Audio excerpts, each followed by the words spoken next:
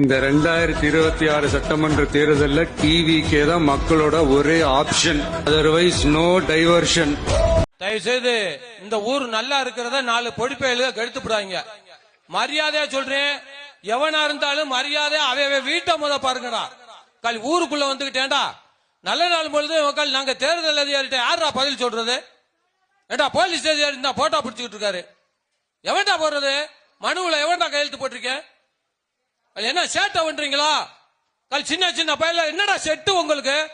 ஏண்டா கால் அழிச்சு போடுங்க, கால் கருந்தமல கருவ அறுத்து போடுவேன்.